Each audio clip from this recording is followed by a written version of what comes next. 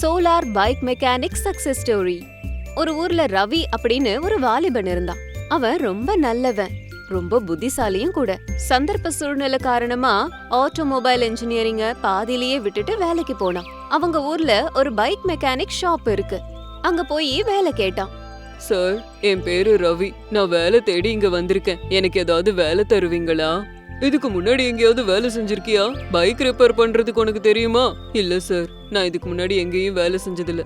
Experience இல்லைன்னா வேலை கிடைக்காது தம்பி. சார், எனக்கு எக்ஸ்பீரியன்ஸ் இல்லாம போகலாம், ஆனா ஒரு தடவை ஒரு வேலையை பார்த்தனா கற்பூரம் மாதிரி புடிச்சுப்பேன். தயவு செஞ்சு வேலை கொடுங்க சார், எனக்கு இப்ப அது ரொம்ப அவசரம். சரி சரி, ஹெல்ப்பரா வேலை செய்யறியா? செய்யறேன் சார். அன்னையில இருந்து ரவி ஹெல்ப்பரா வேலைக்கு சேர்ந்தான். சங்கர் பைக்கெல்லாம் ரிப்பேர் பண்ணும்போது தேவையான பொருளை எடுத்து கொடுக்கறது, கடைய சுத்தம் பண்றது, பைக்க சுத்தம் பண்றது, எல்லாத்தையும் சுத்தம் பண்ற வேலையை செஞ்சுக்கிட்டு இருந்தான். அவன் மனசுக்குள்ள நல்லா படிச்சு பெரிய இடத்துக்கு போகணும்னு மனசுக்குள்ள நினைச்சுக்கிட்டு இருந்தேன். ஆனா பணம் இல்லாததால என் ஆசை நிராசையாயிடுச்சு. ஆட்டோமொபைல் இன்ஜினியரிங்க முடிச்சிட்டு புது புது கண்டுபிடிப்புகளை பண்ணணும்னு நினைச்சேன். எனக்கு இருக்கிற இன்ட்ரெஸ்டையும் புத்திசாலித்தனத்தையும் இந்த உலகத்துக்கு காட்டணும்னு நினைச்சேன். என் அதிர்ஷ்டம் அவ்வளவுதான். கடைசியா மெக்கானிக் ஷாப்ல ஹெல்ப்பரா வேலை செஞ்சுக்கிட்டு இருக்கேன். இப்ப என்ன பண்றது? வாழ்க்கையில என்னென்னவோ பண்ணணும்னு ஆசைப்படுறோம். எல்லாருக்கும் நினைக்கிறதெல்லாம் நடந்துராதே.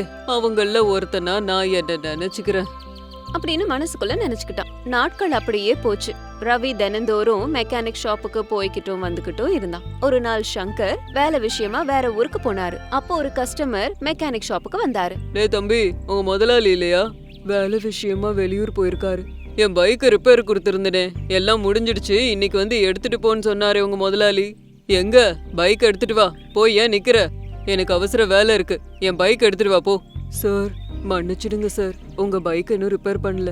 வேலை ஜாஸ்தியா இருந்ததால செய்ய முடியல, லேட் ஆயிடுச்சு. அத கேட்டதும் கஸ்டமர் பயங்கர கோபம் அடைஞ்சிட்டாரு. சங்கருக்கு உடனே போன் அடிச்சு பயங்கரமா கத்துனாரு. என்ன தைரியம்டா உனக்கு? என் பைக்கையே ரெடின்னு போய் சொல்றியா? நான் உன்னை என்ன பண்ண முடியும் தெரியும்ல? 1 மணி நேரத்துல திரும்ப வருவேன். என் பைக்கு ரெடியா இருக்கணும், இல்லன்னா இங்க நீ கடையே போட முடியாது, ஜாக்கிரதை அப்படின்னு போன்லயே சங்கருக்கு வார்னிங் கொடுத்தாரு. ஐயோ கடவுளே, நான் அந்த ஊர்லயே இல்லையே. 1 மணி நேரத்துல பைக்கை திருப்பி தரணும்னா எப்படி பண்றது? வேற வழியே இல்ல. அவன் கையில கால்ல விழுந்து எப்படியாவது கடையை காப்பாத்தி ஆகணும் அப்படின்னு வேகமா கடைக்கு வந்தாரு. இந்த பக்கம் ரவி 1 மணி நேரத்துல அவர் வரேன்னு சொல்லிருக்காரு. அவர் சொன்ன மாதிரி பைக்கை ரிப்பேர் பண்ணலனா இந்த கடையே காலி பண்ணிடுவாரு. எனக்கு வேலை கொடுத்த முதலாளிக்கு எப்படியாச்சும் உதவி செய்யணும் அப்படின்னு மனசுக்குள்ள நினைச்சுக்கிட்டு அந்த கஸ்டமரோட பைக்க வெளியில எடுத்து எல்லா பார்ட்ஸையும் செக் பண்ணான். இதுக்கு முன்னாடி அவனோட முதலாளி இந்த மாதிரி பைக்க ரிப்பேர் பண்ணத ஞாபகம் வச்சுக்கிட்டு ஞாபகம் வந்த எல்லாத்தையும் யூஸ் பண்ணி ரிப்பேர் பண்ண ஆரம்பிச்சான். ரொம்ப ஜாக்கிரதையா நிதானமா முதலாளி பண்ண மாதிரியே எல்லாத்தையும் பண்ணி பைக்க ரிப்பேர் பண்ணி முடிச்சான். சரியா 45 நிமிஷங்கள் ஆச்சு. நான் பைக்கை சரியா ரிப்பேர் பண்ணிருக்கனா இல்லையான்னு பைக்கை ஸ்டார்ட் பண்ணி தான் பார்க்கணும் அப்படின்னு மனசுக்குள்ள சாமியெல்லாம் வேண்டிக்கிட்டு பைக்கை ஸ்டார்ட் பண்ணி பார்த்தான். பைக்கு ஸ்டார்ட் ஆச்சு. அப்பாடா அப்படின்னு பெருமூச்சு விட்டான். 1 மணி நேரம் கழிச்சு கஸ்டமர் வந்தாரு. பைக் ரெடியா இருந்ததை பார்த்து சந்தோஷப்பட்டு பணத்தை கொடுத்துட்டு பைக் எடுத்துட்டு போனாரு. கொஞ்ச நேரத்துல வேக வேகமா டென்ஷனோட வந்த சங்கர் கடைக்குள்ள போய் கஸ்டமரோட பைக் எங்கன்னு பார்த்தாரு. அங்க பைக் இல்லாததை பார்த்து, டேய் தம்பி, இங்க ஒரு பைக் இருந்ததே, எங்க அது? ஏற்கனவே சொன்ன நேரத்துல டெலிவரி பண்ணலன்னு அந்த ஆள் கடையே 2 ஆக்கிட்டு போயிருக்கிறான்டா. இப்ப பைக் மட்டும் இல்லன்னா அவன் என் உயிரையே எடுத்துருவான்டா தம்பி அப்படின்னு பயந்துகிட்டே ரவி கிட்ட கேட்டுக்கிட்டு இருந்தாரு. டென்ஷன் ஆகாதீங்கண்ணா, கஸ்டமர் வந்து பைக் எடுத்துட்டு போயிட்டாரு. ரிப்பேர் பண்ணாம எப்படிடா எடுத்துட்டு போனா? ரிப்பேர்லாம் ஆயிடுச்சுண்ணா, ஏதோ பணம் கூட கொடுத்துட்டு போனாரு அப்படின்னு கஸ்டமர் கொடுத்த பணத்தை சங்கர் கையில கொடுத்தான். ஆச்சரியப்பட்ட சங்கர், யாருடா ரிப்பேர் பண்ணது? நான் தானே ரிப்பேர் பண்ண. நீயா? உனக்கு தான் ரிப்பேர் பண்ண வராதேடா.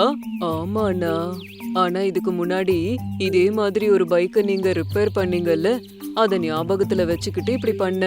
அப்பதான் சங்கருக்கு ஞாபகம் வந்தது ரவி வேலையில சேர்றதுக்கு முன்னாடி சொன்ன விஷயம். எந்த வேலையா இருந்தாலும் நான் ஒரு தடவை பார்த்தா திரும்பவும் கத்துப்பேன்னு. அப்போ சங்கர் ரொம்ப சந்தோஷப்பட்டு, சபாஷ்டா, ஓ புத்திசாலித்தனத்துக்கு எங்கேயோ போயிடுவேன். நீ நினைச்சா எதை வேணாலும் சாதிக்கலாம்டா. உன்னை நான் குறைவா மதிப்பிட்டுட்டேன்டா. நீ இந்த மாதிரி சின்ன சின்ன மெக்கானிக்கல் ஷாப்ல இருக்க வேண்டிய பையன் இல்ல, பெரிய பெரிய கம்பெனில இருக்க வேண்டிய ஆளு. உன்கிட்ட பிரத்யேகமான டேலண்ட் இருக்கு, அது என்னன்னு பாரு.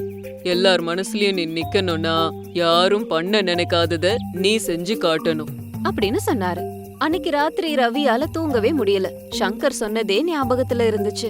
அவனுக்குள்ள ஒரு உற்சாகம் தொடர்ந்து வந்துகிட்டே இருந்தது. உடனே எழுந்திருச்சு மூலையில இருந்த ஆட்டோமொபைல் இன்ஜினியரிங் புக்கை எடுத்து படிக்க ஆரம்பிச்சுட்டான். மறுநாள் ரவி ஷாப்புக்கு வரும்போது நடுவுல சில பேர் தர்ணா போராட்டம் பண்ணிட்டு இருந்தாங்க. என்னன்னா அது ஏன் அவங்கெல்லாம் போராட்டம் பண்றாங்க? நம்ம கவர்மெண்ட் ராத்திரியோட ராத்திரியா பெட்ரோல் விலையை ஏகபோகமா ஏத்திட்டாங்கல்லப்பா. அத குறைக்க சொல்லிதான் மக்கள் எல்லாரும் உட்கார்ந்து தர்ணா போராட்டத்துல ஈடுபட்டுக்கிட்டு இருக்காங்க. அந்த ஆளு இஷ்டத்துக்கு விலையை ஏத்திக்கிட்டு போனானா நம்மள மாதிரி நடுத்தர மக்கள் என்ன பண்றது? இப்படியே போச்சுன்னா நம்மள மாதிரி சாமானியர்களுக்கு பைக் வாங்குறது கூட பெரிய கார் வாங்குற மாதிரி ஆயிடும். யாராலையும் வாங்க முடியாது. இந்த மாதிரி போராட்டம் பண்ணாலாவது விட கிடைக்கும்னு நினைக்கிறது நம்ம பைத்தியக்காரத்தானோ. ஏன்னா அவனுங்க விலைய குறைக்க போறதில்ல. அப்படின்னா இதுக்கு வேற வழியே இல்லையானா? ஒரு வழிதான்ப்பா இருக்கு. பைக் வாங்கறதெல்லாம் விட்டுட்டு மறுபடியும் சைக்கிளை ஓட்டிக்கிட்டு போனோம். இல்லனா பெட்ரோல் இல்லாம ஓடுற பைக் கண்டுபிடிக்கிறது. அதை யாரு பண்ணுவா சொல்லு? நம்ம பொழப்பு இப்படிதான் அப்படின்னு சொல்லிட்டு அவர் அங்க இருந்து போயிட்டாரு. ரவி வேலையில பிஸியா இருந்தாலும் அந்த ஆள் சொன்ன பெட்ரோல் இல்லாம ஓடுற பைக்க பத்தியே தொடர்ந்து நினைச்சுக்கிட்டே இருந்தான். வீட்டுக்கு போய் கூட அத பத்தியே நினைச்சுக்கிட்டு இருந்தான். அப்போ அவன் ஒரு முடிவுக்கு வந்தான். எஸ், பெட்ரோல் இல்லாம ஓடுற பைக்க நான் ஏன் தயார் பண்ண கூடாது? அந்த மாதிரி ஒரு கண்டுபிடிப்பு மூலமா இந்த உலகத்துல இருக்கிற எவ்ளோ சாமானியர்கள் நிம்மதி பெருமூச்சு விடுவாங்க. எனக்கும் என் டேலண்ட ப்ரூவ் பண்றதுக்கு ஒரு வாய்ப்பா இருக்கும். இன்னையில இருந்து இதுதான் என்னோட வாழ்க்கை லட்சியம் அப்படின்னு அன்னையில இருந்து அதுக்காக பல புத்தகங்களை ராத்திரி பகலா படிச்சுக்கிட்டே இருந்தான். ஆனா அவன் எவ்வளவு முயற்சி பண்ணாலும் அவனோட லட்சியத்துக்கு சம்பந்தப்பட்ட வழி கிடைக்கவே இல்ல. ஒரு நாள் நிராசையோட ரோட்ல நடந்து போய்கிட்டே இருந்தான். சடனா கரண்ட் போயிடுச்சு. ஆனா ரோட்ல இருந்த ஒரே ஒரு லைட் மட்டும் எரிஞ்சுக்கிட்டே இருந்தது. அட, கரண்ட் போயிடுச்சு இல்ல, இந்த விளக்கு மட்டும் எப்படி எரிஞ்சிட்டு இருக்கு அப்படின்னு யோசிச்சுக்கிட்டே பார்த்தான். அந்த விளக்குக்கு பின்னாடி ஒரு சோலார் பிளேட் இருந்தது. ஓஹோ, இதுதான் விஷயமா? என் இன்வென்ஷனுக்கு தேவையான வழியும் இப்ப எனக்கு கிடைச்சிடுச்சு. ஆமா, கஷ்டப்பட்டாவது பெட்ரோல் இல்லாம ஓடக்கூடிய சோலார் பைக்க நான் கண்டுபிடிக்க போறேன் அப்படின்னு திட்டவட்டமா முடிவு பண்ணான். ராத்திரி பகலா தூக்கம் தண்ணி இல்லாம பல புத்தகங்களை படிச்சுட்டு ஆன்லைன்லயும் அதுக்கு சம்பந்தமான இன்ஃபர்மேஷன்ஸ் எல்லாம் தெரிஞ்சுக்கிட்டு கடைசியா அதை தயார் பண்றதுக்கான ஃபார்முலாவையும் கத்துக்கிட்டான். சங்கர் கிட்ட போய், அண்ணா, எனக்கு ஒரு பழைய பைக் வேணும்னா. எதுக்குடா? ஆமா, இவ்ளோ நாள் எங்க போன? கடைக்கே வரலையே. அதெல்லாம் நான் அப்புறமா சொல்றேன்னா. எனக்கு முதல்ல ஒரு செகண்ட் ஹேண்ட் பைக் வேணும். அப்படியா? சரி சரி, அந்த பைக் எடுத்துக்கோ அப்படின்னு ஒரு பழைய பைக்க கொடுத்தாரு. ரவி அந்த பைக்க வீட்டுக்கு கொண்டு போனதுக்கு அப்புறமா அதுல இருந்த என்ஜின் பக்கத்துல இருந்த எல்லா பொருளையும் சோலார் பிளேட்டா மாத்தி சோலார் பிளேட் மூலமா அந்த பைக் ஓடுற மாதிரி அதை தயார் பண்ணான். ஒரு வழியா பைக் தயாராயிடுச்சு. ரவி அத டெஸ்ட் டிரைவுக்காக எடுத்துட்டு போனான். அந்த விஷயத்த ஊருக்குள்ள சொன்னதுக்கு அப்புறமா சோலார் பைக்க பாக்குறதுக்கு மக்கள் கூட்டம் கூட்டமா வந்தாங்க. ரவி சக்சஸ்ஃபுல்லா டெஸ்ட் டிரைவ முடிச்சான். அது ரொம்ப நல்லா வேலை செஞ்சுது. அத பார்த்து எல்லாரும் ஆச்சரியப்பட்டாங்க. அவன் டேலண்ட எல்லாரும் பாராட்டினாங்க. நிறைய பெரிய பெரிய கம்பெனிகள் சோலார் பைக்க தயார் பண்ண ஃபார்முலாக்காக ரவி கிட்ட வந்தாங்க. ஆனா அவன் யாருக்கும் தரல. சோலார் பைக்க தயார் பண்ணது மூலமா அவனுக்கு கிடைச்ச பாப்புலாரிட்டிய பயன்படுத்தி பேங்க் லோன் வாங்கி தனக்கு உதவி செஞ்ச சங்கரோட சேர்ந்து அவன் சொந்தமா சோலார் பைக் தயார் பண்ற கம்பெனிய ஆரம்பிச்சான். ஒரு ஊர்ல சரஸ்வதி அப்படிங்கிற ஒரு ஏழை அம்மா இருந்தாங்க. அவளுக்கு 2 பசங்க. அவங்கள காப்பாத்துறதுக்காக பணம் இல்லாம எவ்வளவோ கஷ்டப்பட்டாங்க. கடவுளே, என் பசங்களை நான் எப்படி காப்பாத்துவேன்? எனக்கோ வயசாயிடுச்சு.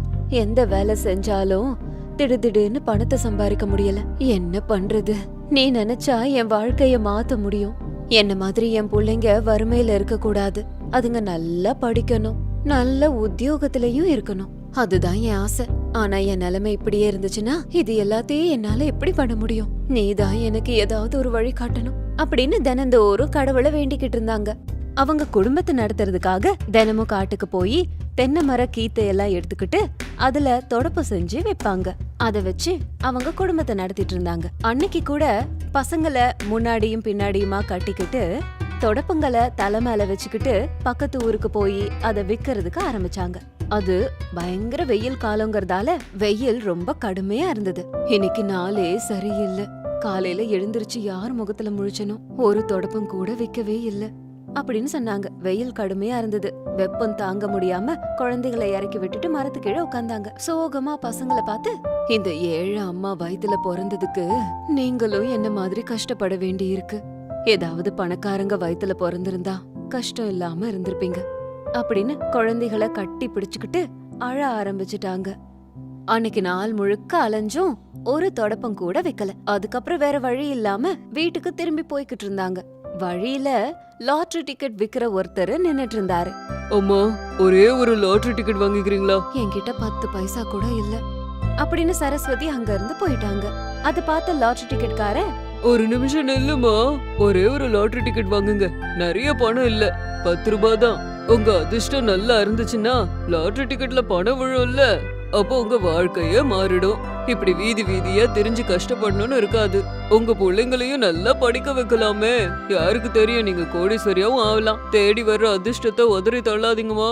இங்க பாருங்க, உங்க வியாபாரத்துக்காக நீங்க கொஞ்சம் பொய் சொல்லுவீங்கன்னு எனக்கு நல்லா தெரியும். ஆனா என்கிட்ட ஏன் இவ்ளோ நல்ல விஷயங்களை சொல்றீங்க? நானும் உங்கள மாதிரிதான். சொல்ல போனா நீங்க லாட்டரி டிக்கெட் விக்கிறீங்க, நான் இந்த தொடப்பத்தை விக்கிறேன். அவ்வளவுதான் நம்ம 2 பேருக்கும் உள்ள வித்தியாசம்.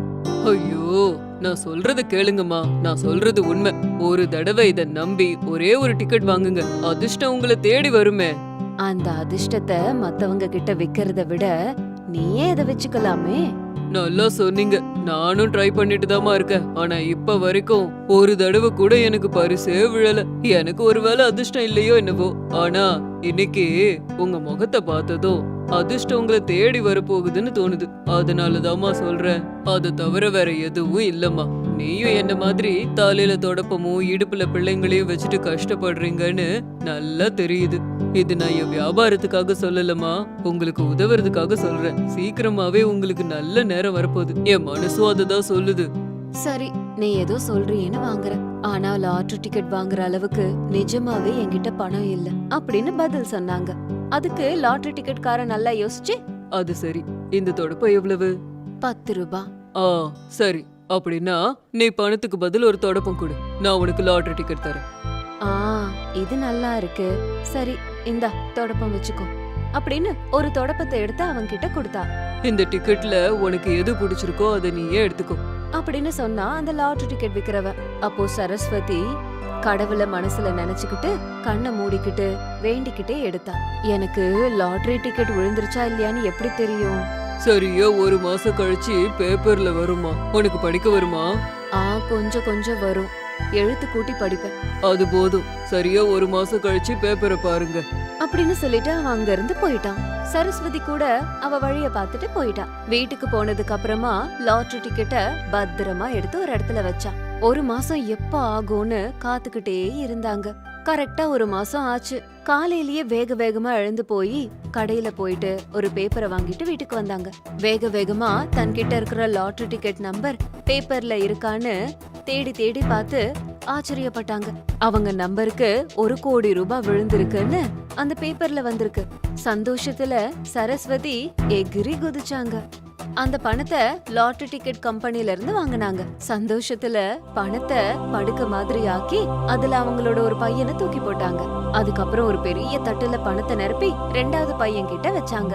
அவங்க 2 பேர்கிட்டயும் விஷயத்த சொன்னாங்க. இன்னையில இருந்து நம்ம கோடீஸ்வரங்கடா கண்ணா, நமக்கு என்ன வேணும்னாலும் வாங்கிக்கலாம் அப்படின்னு சந்தோஷப்பட்டு அவங்களுக்கு பிடிச்ச சப்பாத்தி எல்லாம் செஞ்சு குழந்தைங்களுக்கு கொடுத்துட்டு அவங்களும் சந்தோஷமா சாப்பிட்டாங்க. கஷ்டம் போயிடுச்சுன்னு நினைச்சதும் தன்னோட குழந்தைங்களோட அவங்க சந்தோஷமா வாழ்ந்தாங்க.